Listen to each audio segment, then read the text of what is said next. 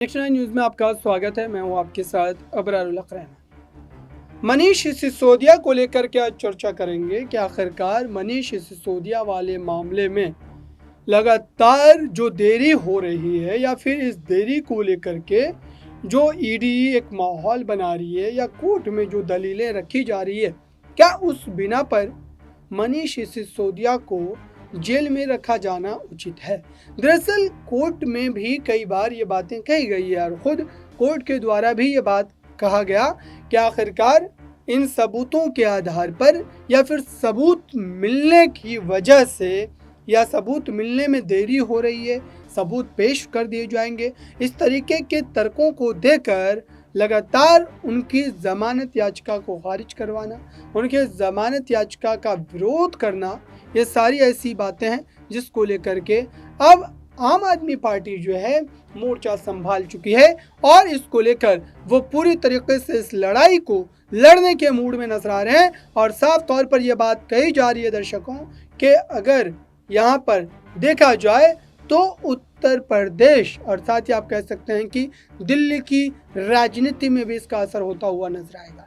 दरअसल मनीष सिसोदिया ने जिस तरीके से सुरक्षा व्यवस्था को लेकर के काम किया या फिर सुरक्षा व्यवस्था को बेहतर करने के लिए, सुधार लाने के लिए जो कदम उठाए, उसके खिलाफ भड़की हुई भाजपा ये कार्रवाई करवा रही है। इस तरीके के आरोप कौन लगा रहा है? आम आदमी पार्टी लगा रही है। आम आदमी पार्टी इन आरोपों को जनता तक पहुंचा रही है, जनता को बताने की कोशिश कर रही है और ये भी बता रही है कि इस लड़ाई में जनता उनके साथ खड़ी हो और इस भ्रष्टाचारी सरकार को जो है सत्ता से बेदखल किया जाए।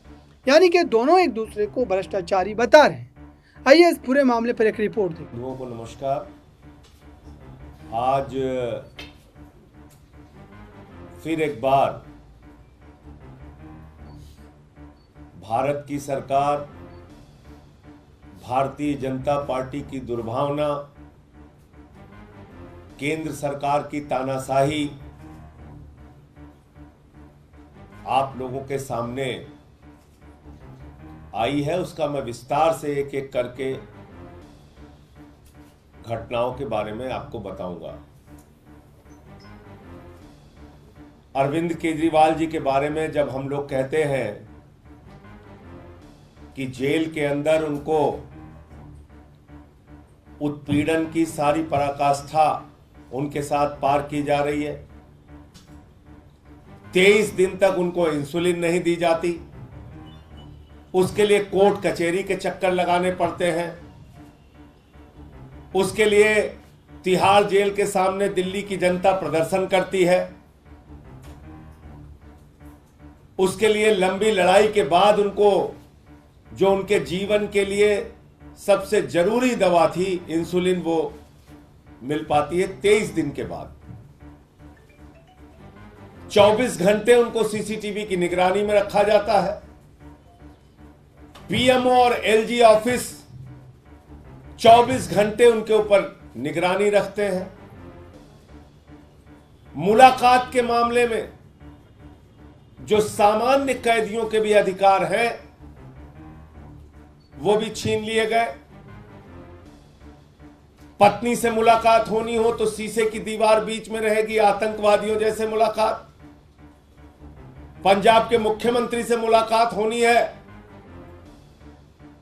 तो जैसे बहुत बड़े अपराधी और माफिया से मुलाकात हो रही हो, शीशे की दीवार। मुझे मुलाकात करनी हो, मेरी मुलाकात कैंसिल।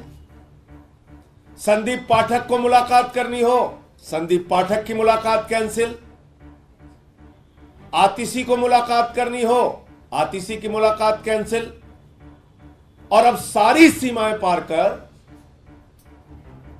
प्रधानमंत्री जी और केंद्र की सरकार इतनी दुर्भावना पर उतर आई है भारतीय जनता पार्टी के लोग कि पत्नी से भी मुलाकात कैंसिल।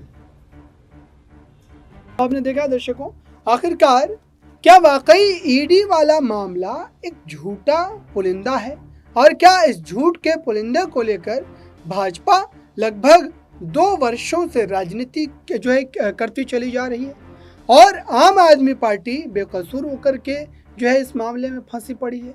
चूँकि इस पूरे मामले पर अगर बारीकी से आप इसको समझेंगे तो कोर्ट में जब जब सुनवाई हुई है, जाहिर सी बात है कि दोनों ही पक्षों ने अपनी बातों को रखा है और ऐसे में आम आदमी पार्टी का सिरे से इन बातों को खारिज कर देना कि उनके पास सबूत नहीं है, उनके खिलाफ जो है किसी भी तरीके से कोई गवाह मौजूद नहीं है, मात्र इसका राजनीतिक फ़ायदा उठाया जा रहा है, राजनीतिकरण किया जा रहा है और इससे कहीं ना कहीं चुनाव जीतने की कोशिश नाकाम जो है वो की जा रही है। तो इसका जवाब यही है दर्शकों कि आखिरकार कोर्ट में अगर सुनवाई चल रही है, तमाम तरीक़ों के दलीलों को आपको रखने का हक है, अधिकार है, उसके बावजूद भी अगर आप ज़मानत नहीं दिलवा पा रहे हैं तो जाहिर सी बात है कि कुछ ना कुछ कोर्ट को लग रहा होगा, कुछ ना कुछ ऐसे जो है सबूत, ऐसे साक्ष्य ज़रूर होंगे जिसके बिना पर आपको जेल में रखा गया है।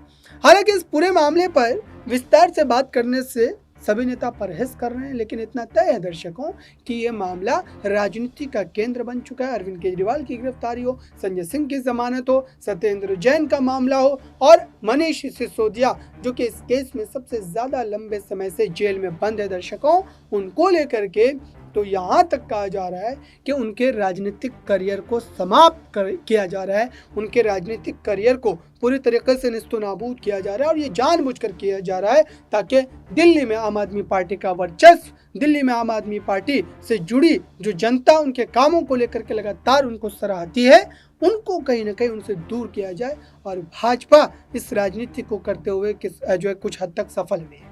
इस पूरे मामले पर एक रिपोर्ट और देखिए। तो ऐसा तो अंग्रेजों के राज में भी नहीं हुआ।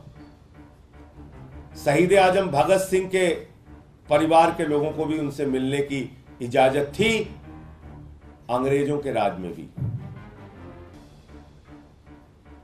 लेकिन ये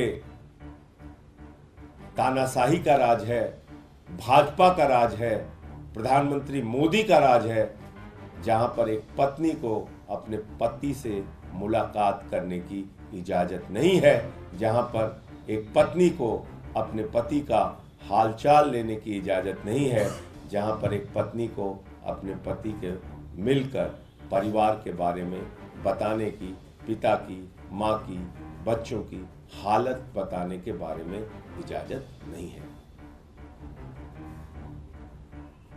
तो ये जानकारी आपके सामने देनी थी कि दुर्भावना और नफरत में देश के प्रधानमंत्री और उनकी पार्टी इतने आगे बढ़ गई है कि सारे नियम कानून को ताक पर रखकर जो अंग्रेजों के राज में नहीं हुआ वो भी इस राज में हो रहा है। सुनीता केजरीवाल जी की मुलाकात अरविंद केजरीवाल जी से कैंसिल कर दी गई है। सत्यार जी प्रशासन का इस पर रिप्लाई आया है, उन्होंने कहा है कि पहले आज आतिशी मिलने जा रही है, उसके भगवंत मान जी मिलेंगे, इन दोनों मुलाकातों के बाद सुनीता केजरीवाल जी को मिलने दिया जाएगा, कोई मुलाकात ऐसी रद्द करने की कोई नहीं। मुझे आप एक चीज बताइए, 27 तारीख को जब हमने इन्फॉर्म कर दिया कि आतिशी जी और सुनीता केजरीवाल जी मुलाकात करने जाएंगी और जो सूची है, मुलाकातियों की सूची है जो मुख्यमंत्री ने खुद दिया है और किसी भी कैदी को देने का अधिकार होता है 10 लोगों का नाम, उसमें इन दोनों का नाम है, तो फिर किस आधार पे आपने कैंसिल कर दिया? पहले इसका जवाब दीजिए ना। जब दो लोगों की मुलाकात एक साथ कराई जाती है, किसी की भी, किसी सामान्य से सामान्य कैद, मैं तो एक बार आपको बता चुका हूं कि ये तो वो जेल है जहां पर देश के बहुत बड़े अपराधी की मुलाकात उसके परिवार से। हमने देखा दर्शकों, आखिरकार देश में इस समय ईडी की कार्रवाइयों को लेकर के इस तरीके से सवाल जो उठाए जा रहे हैं उसको लेकर के चिंतन मंथन कब होगा और क्या वाकई ये सवाल दुरुस्त है? आम आदमी पार्टी जो लगातार आवाज बुलंद कर रही है। फिलहाल इस रिपोर्ट में बस इतना ही। जुड़े रहे नेक्स्ट न्यूज।